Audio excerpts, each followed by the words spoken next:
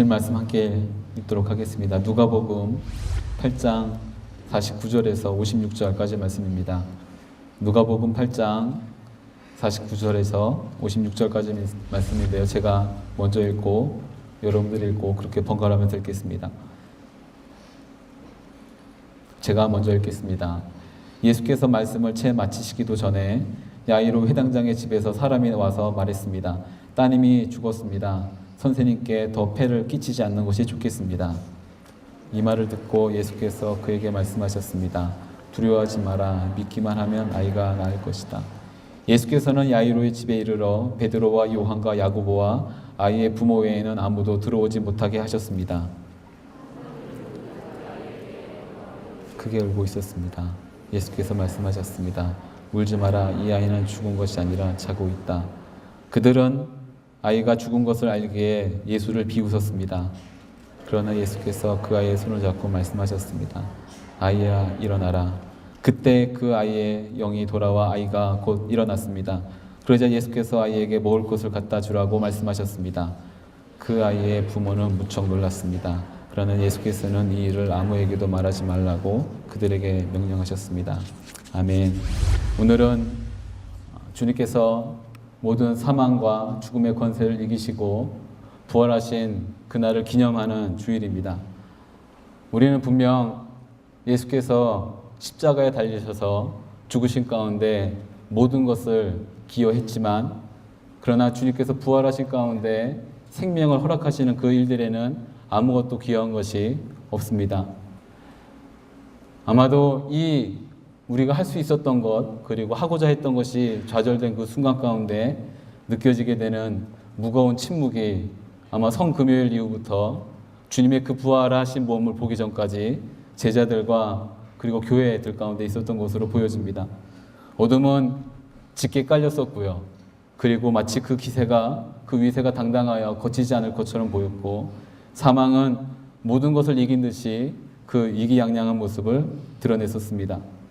그 가운데 세상에 존재했던 모든 만물들은 숨을 죽이고 숨었고요. 다만 할 수 있었던 유일한 일이라고는 흐느끼고 침묵하는 것뿐이었습니다. 아마도 앞으로 일어나게 될 그 어떤 인간도, 인류에 있었던 어떤 역사도 알지 못했던 위대한 일을 알지 못하고 다만 혼란 가운데 빠져 있었던 것으로 보여집니다. 아마 부활하신 주님이 그 앞에 나타나기 전까지는 그것이 정말로 가능할까? 아니, 아마 모든 이들은 끝났다라고 종지부를 지었을 것입니다. 그리고 이것의 오랜 침묵의 시간과 혼란과 고통과 절망의 시간이 언제쯤 끝날 수 있을까라고 어떤 그 끝냄에 대한 기대조차도 하지 못했을 거라고 보여집니다. 하다못해 인간이 가지게 되는 아주 인간적인 헛된 바람조차도 가지지 못했을 거라고 보여집니다. 왜냐하면 죽음은 현실이기 때문에 그렇습니다. 단순하게 우리가 가질 수 있는 바람과 기대와 어떤 소망으로 바뀔 수 있는 일이 아니기 때문에 그렇죠. 인간이 경험한 그 어떤 것보다도 강력하고 아마 이 세상에 존재하는 모든 피조물에 대한 파괴 중에서 가장 큰 것으로 보여집니다. 바로 그때 이 모든 것을 이겨낼 수 있도록 하신 것은 인간의 경험과 이성을 뛰어넘는 부활하신 주님이 제자들 가운데 찾아오심으로 시작됐다는 것을 우리는 알고 있습니다. 그리고 우리가 믿는 신앙과 믿음은 바로 거기서 시작됐다고 믿죠. 만약 누군가가 다시금 우리 가운데 하나님을 믿고 부활하신 예수 그리스도를 믿는 그 믿음과 신앙이 무엇이냐고 묻는다면 우리는 아마 이렇게 말해야만 될 것입니다. 부활하신 예수를 기다리는 것이라고, 주님께서는 다시 오실 것이라고 말씀해 주셨고 약속해 주셨습니다. 그 가운데 우리는 그 주님의 다시 오심을 기억하고 그 가운데 우리가 가질 수 있는 희망이 이 땅에 있지 않고 오직 주님께 있음을 알고 주님의 다시 오심을 기대하고 기억하고 찬양하고 기도하는 것이 그것이 신앙이라고 말해야만 될 것입니다. 그러나 세상은 여전히 어둠 가운데 있는 것 같고요. 그리고 이 어둠은 아직 거칠 것 같이 보이지 않습니다. 그래서 이 가운데 많은 이들 가운데 숨겨져 있는, 아니 숨겨질 수 없는 한 병이 아주 뿌리 깊게 자리 잡고 있는 것으로 보여집니다. 이 병에 대해서 저는 늘 묵상하게 되는데요. 그렇다고 해서 이 병을 묵상하고 이 병이 끝이라고 말하고 싶지는 않지만 그러나 날마다 묵상하게 됩니다. 키에르 케고르라는 사람이 이 병에 대해서 이렇게 말합니다. 죽음에 이르는 병이라고. 그것은 절망입니다. 실제로 눈앞에 보이는 무언가가 우리를 두렵게 만드는 것이 아니라 보이지 않지만 너무나도 강력하기 때문에 우리의 마음과 우리의 생각과 우리의 모든 것을 사로잡아 이것이 끝났다라고 여겨버리는, 눈앞에 있는 것보다 현상과 어떤 환경보다도 이미 우리 마음속 가운데 그렇게 끝났다라고 말해버리는 어떤 결정과 판단의 기본이 되는, 근본이 되는 절망이라는 병이지요. 이 절망이라는 병을 극복하기 위해서 아주 오랜 시간 동안 인류는 끝없는 노력을 했던 것으로 보여집니다. 종교라는 것을 찾았고요. 그리고 도덕을 세웠고 뭔가 시스템을 만들었고 국가기관을 어떤 빌붙여 해보기도 해왔고 율법이라는 어떤 종교적인 관습들도 만들어 보았습니다. 그런데 이 질병은 극복되지 않았습니다. 그리고 시도해봤지만 아무런 소용이 없었습니다. 오히려 이 인간의 노력이 커지면 커질수록 무언가 하면 할수록 이 고통은 가중될 뿐이었습니다. 인간이 느끼는 절망과 그리고 우리가 느낄 수 있었던 그 마음의 무너짐들은 더 깊어만 갔다는 것이죠. 아마 이 깊은 질병에 빠져 있는 이들이 생각하게 되는 많은 결론들이 있습니다. 여기서 파생되는 많은 것들이 있죠. 현실에 대한 부정과 아니면 무언가의 포기와 아니면 그냥 이 세상과 다른 세상과에 대한 어떤 연결점에 대한 이해와 아니면 그 모든 것을 가능케 해줄 수 있는 예수 그리스도에 대한 불신과 의심, 그리고 하나님에 대한 어떤 믿음의 저해가 계속해서 일어나게 된 것으로 보여집니다. 만약 살아계신 하나님, 종교가 아니라 뭔가 그럴듯한 우리들의 행위와 율법과 어떤 이런 희망적인 이야기가 아니라 진정한 살아계신 하나님을 만난다고 한다면 이것은 아마도 가장 큰 전제를 우리 가운데 말해주고 있는 것으로 보여집니다. 그 전제는 하나님과 동행하는 사람에게도 시련은 올 수 있습니다. 하나님을 믿는다는 것은 이 시련과 고통으로부터의 배제라든가 아니면 이거의 고통과 시련이 없는 삶을 말하는 것이 아니라 그 가운데 하나님이 함께 하신다는 것을 말씀하고 있지요. 아마 모든 일은 우리의 예상과는 다르게 꼬일 때도 있고 실패할 때도 있고 그리고 그로 인해서 상처 있고 커다란 어떤 좌절 가운데 빠질 때도 있습니다. 예수와 함께하는 동행하는 그 길이 평탄하지만은 않다는 이야기이죠. 그런데 분명한 사실이 있습니다. 그것이 끝은 아닙니다. 우리가 혹시라도 그 가운데 내릴 수 있는 판단과 우리가 그 가운데 내릴 수 있는 어떤 그 일들이 실제로 일어나지는 않는다는 사실입니다. 믿음을 갖고 있는 일 가운데 이렇게 결론을 내릴 수 있게 되기를 주님 축복합니다. 믿음이 없어도 고난은 있지만 믿음이 없으면 고난을 이겨낼 수는 없습니다. 믿음이 없이는 살아계신 그 하나님에 대한 절대적인 믿음이 없이는 그 아무것도 우리 가운데 주어질 수 없다는 것이죠. 그래서 믿음은 무언가의 마지막 종착지로 순간 이동시켜주는 것이 아니라 우리가 그 과정 가운데 철저하게 동행하게 만듭니다. 고난이 없는, 고통이 없는, 시련과 아픔이 없는 것을 우리 가운데 말하는 것이 아니라 오히려 그 가운데 그 모든 것이 실제로 존재하고 그러나 그 속에서 하나님은 우리와 함께 하시고 그 모든 것을 능히 감당할 수 있도록 함께 하신다는 사실입니다. 그래서 성경에서 가장 많이 나오는 말씀이 있다라고 한다면 아마도 두려워하지 말라라는 말씀일 것입니다. 똑같은, 아니 그보다도 더 처참한 암담한 현실 가운데 처해 있는 우리들 가운데서 주님께서는 찾아와서 말씀해 주실 것입니다. 두려워하지 마라. 우리 오늘 말씀 50절 말씀입니다. 50절 말씀을 함께 큰 목소리를 읽도록 하겠습니다. 시작. 예수께서 그에게 말씀하셨습니다. 두려워하지 마라. 믿기만 하면 아이가 나을 것이다. 아멘. 두려워하지 마라. 그리고 원어에서는 끊습니다. 믿기만 하여라. 이 믿음은 우리의 원함과 우리가 간절히 바라는 그 어떤 기도 제목에 대한 이뤄낼 거란 어떤 바람이 아니라 그리고 그 믿음이 아니라 예수님에 대한 믿음이라고 성경은 말씀하고 있습니다. 예수님이 어떠한 일을 하시건 간에 그 일은 완전한 하나님의 계획 가운데 있다는 것을 믿으라는 것이지요. 그러나 우리는 분명히 알고 있습니다. 예수님은 인간의 마치 인간적인 그 바람이라 할지라도 무시하지 않고 그냥 외면하지 않으신다는 사실입니다. 이 오늘 주인공처럼 나오는 야이로에 대해서 좀 살펴볼 필요가 있는 것 같습니다. 오늘 우리가 함께 읽지는 않았지만 41절 말씀을 보면 예수께서 이방 지역이었던 곳으로 갔다가 다시금 돌아오십니다. 그리고 40절 말씀을 보면 사람들이 환영하고 기다렸다는 듯이 예수님을 찾아가죠. 그리고 나서 41절 말씀을 보면 그때 야이로라고 하는 이 회당장이 예수님을 찾아갑니다. 그리고 집으로 와달라고 간절히 간청하게 됩니다. 이 사이에 일어나는 일은 누군가 질병에 관련 한 여인이 예수님의 옷자락을 만지게 되고 기적이 일어나게 되고 치유가 있게 되고 그 사이에 잠깐의 멈춤과 지체가 있었습니다.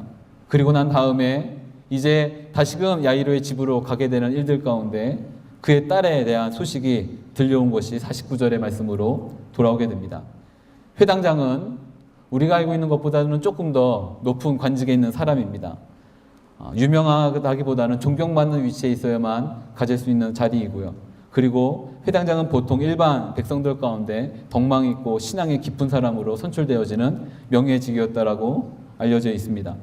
그 회당장이 예수님께 찾아와서 간구했습니다. 간청했지요. 근데 41절 말씀에는 간절히 간청했다라고 말씀하고 있습니다. 그리고 이 간절히 간청한 가운데 예수님은 응답하십니다. 따라가셨습니다. 야이로가 원했던 것은 두 개의 기도 제목이었던 것으로 보여집니다. 제발 우리 집에 와달라는 것과 그리고 두 번째는 나의 딸을 낳게 해달라는 것과 12살 먹었다고 하는 이 이야기는 아마도 이 딸이 어리지 않다는 것을 설명합니다. 보통 여자의 경우에서는 12세가 되면 성년식을 거쳤고요. 남자가 될 경우에는 13세 정도에 성년식을 거쳤다고 합니다. 근데 이 12세 이제 어린아이에서 성년으로 인정받는 그 사회적인 위치 가운데 그 딸이 아프다고 하는 겁니다.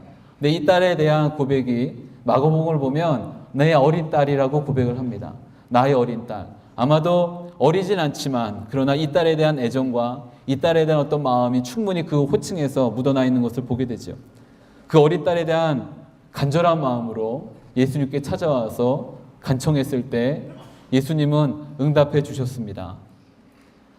이것에 대해서 왜 그러느냐, 어떤 일 때문이냐, 아니면 어떤 소용이 있느냐, 조건이 무엇이냐, 이런 어떤 다른 이야기 없이 그 바하름의 그 간청에 응답해 주셨죠. 지금 고통 가운데 있는 한 인물의 그 삶 속으로 친히 들어가신 것입니다. 그리고 함께 걸어가신 것이지요.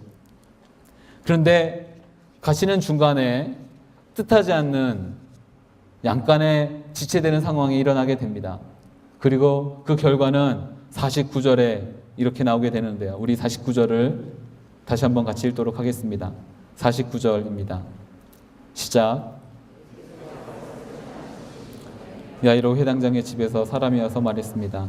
따님이 죽었습니다. 선생님께 더 폐를 끼치지 않는 것이 좋겠습니다. 아마 지금 이 야이로라고 하는 회당장이 갖게 되는 두려움이라고 할까요? 아니면 절망감이 그냥 묵상되어졌습니다. 자녀가 있는 부모로서 그 자녀가 아플 때, 그리고 어려울 때, 그리고 뭔가 부모의 손으로 아무것도 할 수 없다는 것을 깨닫게 됐을 때 느끼게 되는 절망감과 무기력함은 이루 말할 수 없습니다. 아마 이것을 능가하는 초월한 어떤 좌절감이, 절망감이 야이로에게 찾아온 것 같습니다. 아마 첫 번째 느껴졌던 슬픔과 두려움이라 한다면 사랑하는 딸의 부재 상황이죠. 그 딸이 이제 함께 있을 수 없는 겁니다. 만질 수 없고 함께 있을 수 없고. 아마도 이 두려움은 채워져야 되는 것이 채워지지 않을 때 인간에게 찾아오게 되는 어떤 마음인 것 같습니다. 이 두려움으로 야이로는 좌절하게 됩니다. 물론 그렇게 됐다는 표현은 없지만 예수님의 이 50절 말씀을 바꿔서 말해보면 아마도 이는 그 마음 가운데 절망과 좌절과 또 다른 어떤 실망과 아니면 누구를 향한 원망과 이 모든 것들이 복합적으로 드러나게 있는 것을 보게 됩니다. 아마 그냥 이 야이로의 상태를 묵상해 봤습니다. 이 옆에 있었던 그 여인의 옷을 만졌던 그 여인에 대한 원망이 없지 않았을 것 같습니다. 이 여인만 없었더라도 누군가를 향한 이 들끓는 분노를 표출시킬 만한 대상이 필요했겠지요. 물론 성경에 나오지 않습니다. 그리고 사람들로부터 오는 그 얘기로 이미 마음은 판단과 자신이 가질 수 있는 모든 일에 대한 결론을 맺었습니다. 끝났구나. 안 된다는 생각들, 할 수 없다는 마음들. 예수님이 그곳에 계셨더라면 뭔가 괜찮았을 텐데, 예수님이 살아있는 나의 딸의 아무리 깊은 질병에 빠져있다 할지라도 살아있는 그 순간 가운데 찾아오셨더라면, 그곳에 계셨더라면 괜찮았을 텐데 이제는 끝났구나. 아마도 이 두려움과 불안이라고 할까요? 이 모든 것은 예수님이 누구인지에 대해서 알지 못할 때 오게 되는 첫 번째 가장 큰 우리의 상태인 것으로 보여집니다. 예수님은 모든 죽음의 사망의 권세를 이기신 분이십니다. 이 말이 그냥 단순하게 선포되어지고 마치 주문처럼 우리 가운데 입술 가운데 있는 것이 아니라 실제 현실로 우리 가운데 주어질 수 있다는 것을 믿음으로 받아들여야 된다는 것을 우리 누가복음의 이 저자는 지금 그 당시의 교회들 가운데 말하고 있는 것으로 보여집니다. 이 이야기는 누가복음의 저자가 누가라는 사람이 순교와 절망과 주님이 다시 오신다고 약속하셨지만 다시 오시는 것에 대한 지체와 이 어떤 부재 상황에 대한 안타까움이 만연해 있는 그 교육 가운데 주어지는 메시지였다고 보여집니다. 그 안에서 일어날 수 있는 예수님에 대한 정확하지 않은 인식들, 몰이해들, 불신앙들, 믿음 없음들이 아마 우리로 하여금 끊임없이 두려움과 절망 가운데 빠지게 하게 되는 것을 보게 됩니다. 이것은 여기 일어났던 야이로의 모습이 아니라 지금 현재 그 교회에 전달하고 있는 초대교회의 모습이기도 하고 또한 우리들의 모습이기도 한 것 같습니다. 분명 부활은 죽은 사람이 살아난다는 것은 인간의 경험과는 상관없는 것 같습니다. 인간이 경험할 수 없는, 인간의 역사 가운데 절대 경험되어질 수 없는 일들인 것 같습니다. 그러다 보니 예수님을 믿는다기보다는, 예수님이 어떠한 분인가를 안다기보다는 다만 인간적인 어떤 희망적인 생각을 붙들 때가 더 많이 있죠. 그러나 우리는 다시금 이렇게 선포해야 될 것 같습니다. 물론 이 선포가 단순하게 우리 가운데 동일하게 일어날 것에 대한 어떤 종교적인 선포가 아니라 이미 주님께서 이루신 것에 대한 찬양이고 고백이 되길 원합니다. 주님께서는 어둠의 세력과 사망의 권세를 이기셨습니다. 아멘. 말씀을 묵상하면서 특별히 이번 한 주 있었던 일들을 보면서 이 메시지가 우리 가운데 어떻게 다가오게 되는가를 끊임없이 묵상할 수밖에 없었습니다. 그리고 우리 가운데 있는 동일한 어떤 이 죽음에 이르는 병이 이 시대 가운데 우리들 가운데 여전히 자리 잡고 있다는 것을 발견하게 됐습니다. 사랑하는 여러분 가운데 절망이 있다 할지라도 희망이 없지는 않습니다. 어둠이 있다 할지라도 빛은 존재합니다. 다만 어둠이 너무 커 보여서, 절망이 너무 커 보여서 우리의 상황을 끝났다라고 결론을 내버리면 그것이 바로 진정한 절망이 주는 그 다음 단계로 갈 수밖에 없다는 것을 우리는 알고 있습니다. 절망이 우리를 묶을 수는 있습니다. 그래도 우리는 희망을 볼 수는 있습니다. 어둠이 우리를 덮을 수는 있습니다. 그래도 빛을 볼 수는 있습니다. 예수님께서 이렇게 말씀하십니다. 두려워하지 말고 믿기만 하라. 두려워하지 말고 믿기만 하라. 그러고 나서 오늘 누가복음에 나오지 않지만 예수님께서 그 집에 들어가셨습니다. 그리고 크게 애도하고 있는, 곡하고 있는 이들을 내어보내죠. 그리고는 이 3명의 제자와 그 아이의 부모 말고는 그 방 안에 남지 않게 합니다. 그 방 안에 필요 없는 존재들을 다 내몰아 버립니다. 지금 곡하는 사람들, 부활하신 주님, 생명을 주시는 그 주님과 어울리지 않는 것들은 그 집안에서 다 내몰아 버리셨다는 것입니다. 부활의 능력을 증거하기에는 적합하지 않은 것들을 내몰아 버리셨지요. 사랑하는 여러분 가운데 혹시라도 우리 가운데 있는 주님과 어울리지 않는, 부활의 그 능력과 어울리지 않는 잘못된 우리의 성급한 판단과 또 다른 누군가에 대한 분노와 이 마음들이 여전히 우리 가운데 있다라고 한다면 그 모든 것들을 내어보낼 수 있는 여러분들을 주님 축복합니다. 그리고 선포하십시오. 나가라고 말씀하십시오. 찾아오지 않을 수는 없습니다. 그 집안에 들어오지 않을 수 없죠. 그럼에도 불구하고 또다시 말하는 겁니다. 나가라고 명령하십시오. 우리의 삶의 주인은 절망이나 어둠과 사망이 아니라 예수 그리스도라고 믿습니다. 생명과 부활의 주이신 예수 그리스도께서 여러분 가운데, 우리의 삶 가운데 온전하게 주 되셔서 다스릴 수 있는 우리의 삶이 되기를 원합니다. 그리고 그 아이에게 말씀하시죠. 잔다라고. 잔다는 표현은 깨어난다는 표현입니다.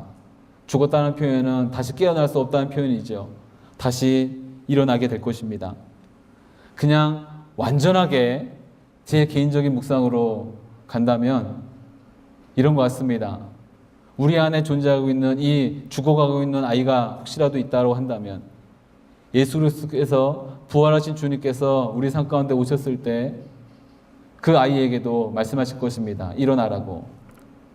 우린 죽었다라고 말하는 그 모든 감각과 생각과 우리가 가졌던 비전과 뜻과 아니 우리가 가졌던 그 모든 것들 가운데 다시금 말씀하실 것입니다. 살아나라고. 아니 일어나라고. 깨어나라고 말씀하실 것이죠. 왜냐하면 주님께서는 어떠한 경우에 있어서도 유일한 희망이 되십니다. 아멘. 말씀을 좀 마무리하려고 합니다. 절망이 없는 상황이 아니라 절망 속으로 주님은 우리를 초청해 주십니다. 그리고 그 가운데 유일한 희망이 되시는 것을 보여주십니다. 그리고 십자가를 넘어서 우리가 생각했던 좌절과 고난과 고통을 넘어서 부활의 영광을 보여주시지요. 십자가는 고난이 없는 영광이 아니라 고난 속에서 고난을 이기신 그리고 죽음과 사망을 이기신 그 부활의 영광이라고 우리 가운데 말씀하십니다. 그리고 새로운 미래를 보여주십니다. 아멘. 새로운 미래가 환경이 변한다고 주어지는 것이 아닙니다. 그럴듯한 무언가가 우리 가운데 손에 잡힌다고 해서 희망이 갑자기 생겨나는 것이 아닙니다. 희망은 예수 그리스도로부터 시작되고 그분으로부터 완성됩니다. 제자들로 하여금은 성금요일 가운데 그 어떤 누구에게도 부활의 주의를 기대할 수 있을 만한 근거는 없었습니다. 아무도 기대하지도 못했죠. 부활은 지금까지 존재하는 현실에 근거한 그 이야기가 아니라 하나님의 이야기입니다. 그리고 죽어있던 그 모든 우리의 생각과 계획과 희망과 꿈과 그 모든 것들이 다시금 살아나는 것임을 말씀하고 있다는 것입니다. 부활은 단순하게 죽은 자가 살아나고 무언가 그럴듯한 환상적인 이미지로 축소되어져서는 안 됩니다. 여전히 우리 가운데 부활을 믿는다고 한다면 그리고 부활하신 그 주님 가운데 우리가 갈 수 있다고 본다면 그것은 여전히 우리 삶 가운데 주어지고 있는 놀라운 메시지입니다. 죽어있는 우리의 생각과 죽어있는 절망 가운데 이것이 끝났다라고 마침표를 찍어버릴 모든 상황 가운데 다시금 아니다라고 하는 참된 빛을 볼 수 있는 그 어떤 인도함을 우리 가운데 허락하고 있다는 것이죠. 부활은 하나님의 사역입니다. 우리의 동의를 구하는 사역이 아니었습니다. 우리는 기껏해야 포기하고 절망하고 낭망하고 돌아서고 배신하고 그 정도뿐이었죠. 그러나 주님은 그 속에서도 일하십니다. 단순하게 죽은 자를 일으키시는 것뿐만 아니라 죽어있던 우리들의 생각을 새롭게 하십니다. 아니, 살리십니다. 이 일 가운데 우리가 할 수 있는 말은 없습니다. 꿈꿀 수도 없죠. 그래서 56절에 이렇게 말하고 있는 것 같습니다. 그 아이의 부모는 무척 놀랐습니다. 우리가 할 수 있는 일은 놀라는 것밖에 없습니다. 기대할 수 있겠습니까? 꿈꿀 수 있었겠습니까? 가능하기는 했겠습니까? 불가능한 일이었습니다. 그런데 주님은 가능케 하셨습니다. 부활은 하나님의 일입니다. 타이밍도 하나님의 일입니다. 여전히 온 우리의 평안은 깃들지 않을 수도 있습니다. 고통이 사라지지 않는다는 것도 알고 있습니다. 그럼에도 불구하고 여전히 희망을 향한 하나님의 움직임과 절망과 어둠 가운데 있는 이들 가운데 빛을 보여주시기 위한 하나님의 역사는 멈추지 않고 있다는 것 또한 우리는 알고 있습니다. 그래서 그런 일들이 여전히 일어나고 있다는 것도 알고 있습니다. 그럼에도 불구하고 하나님의 빛은 감춰지지 않고 예수 그리스도의 그 생명은 멈추지 않습니다. 상황을 믿는 것이 아니라 하나님을 믿는 여러분 되기를 주를 축복합니다. 두려울 만큼 어둠이 짙게 깔리다 할지라도 빛을 선택하십시오. 죽음의 세력이 손에 잡힐 듯 아주 가깝게 다가온다 할지라도 생명 되신 예수 그리스도를 선택하십시오. 거짓과 속임수와 그 모든 것에 둘러싸인 상황이 찾아온다 할지라도 진리 되신 예수 그리스도를 선택하십시오. 쉽지 않습니다. 저절로 떨어지지 않습니다. 연습이 필요하고 훈련이 필요합니다. 그러나 그렇게 그 모든 것을 선택하며 살아가는 것이 부활의 신앙이라고 믿습니다.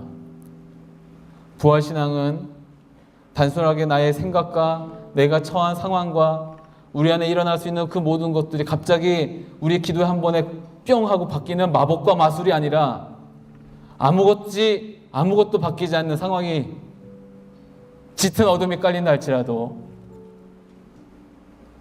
하나님을 바라볼 수 있는 믿음을 선택하는 것, 그것이 부활신앙이라고 믿습니다. 이 시대 그리고 청년들과 차세대 가운데 여러 가지 일들로 인해서 일어나고 있는 안타까운 소식들을 더 많이 듣습니다. 사건, 드러난 일들이 아니라 마음 가운데 일어나는 좌절과 절망입니다. 무너짐이고 포기이고 도망가는 것이고 아무것도 바뀌지 않는다라고 하는 생각으로 여전히 일하시는 하나님의 그 역사와 능력을 부인하고 부정하는 것이 지금 이 시대 가운데 계속해서 일어나고 있는 가장 큰 질병이라는 사실입니다. 뭔가 그런 일들이 일어나지 않는 안전한 시스템을 만드는 것이 아니라 그 안전한 시스템이 일어난다 할지라도 여전히 인간은 불안해하고 두려워하고 아무것도 바뀔 수 없다는 것에 대한 인식이 없다는 것과 참된 희망과 소망과 부활하신 그 주님에 대한 믿음이 우리 가운데 사라지고 있다는 것이 크나큰 질병이라는 사실입니다. 오늘 우리는 부활의 그 아침을 맞고 부활하신 주님을 매년 찾아오는 절기만큼 찾고 또다시 바뀌지 않는 나의 삶 가운데 그냥 우리 삶의 매너리즘에 빠져 마치 신앙과 살아있는 그 하나님에 대한 믿음이 아니라 종교와 딱딱해져 버린 그 굳어져 버린 일들로 여전히 하나님에 대한 능력에 대한 믿음 없음과 이 모든 것들로 살아가고 계시지 않습니까? 뭔가 우리 눈에 보여야지만, 뭔가 우리 손에 잡혀야지만 기적이 일어난다고 말하는 것. 기적은 내 안에서 일어나고 있습니다. 아니, 여러분 안에서 일어나고 있다고 믿습니다. 하나님은 하실 수 있습니다. 포기하지 마십시오. 오늘 프리워십을 하면서 그 자리에 모였던 이들과 하고 이렇게 얘기를 나눴습니다. 고등학생들이 기자를 꿈꿨던 이가 기자의 어떤 그 시스템 안에서 벗어나지 못함을 보고 이런 것이 기자라면 나는 기자 안 하고 싶다라고 하는 그런 이야기를 보았습니다. 상황이 아니라 이 절망이 우리의 숨을 막아버리고 있습니다.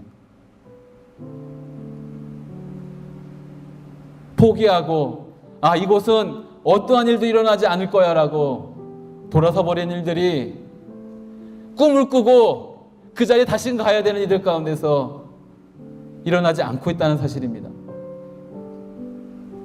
그들의 이야기가 아니라 우리의 이야기입니다. 우리의 모습이고 현실과 타협하고 뭔가 그럴듯한 일들로 일어나지 않는 것 가운데 그러면 그렇지 라고 말하며 그냥 그렇게 돌아서고 있는 우리들의 모습이라는 사실입니다. 사랑하는 여러분, 우리의 기도가 멈추지 않게 되기를 주님 축복합니다. 그리고 우리가 살아야만 되는 그곳으로 향한 발걸음이 멈추지 않게 되기를 바랍니다. 그리고 뒤돌아섬이 아니라 우리가 짊어져야 될 그 십자가를 지고 영광스러운 그 주님의 부활에 동참함으로 다시금 걸어갈 수 있는 여러분 되기를 주님 축복합니다. 잠깐 눈을 감고 기도했으면 좋겠습니다.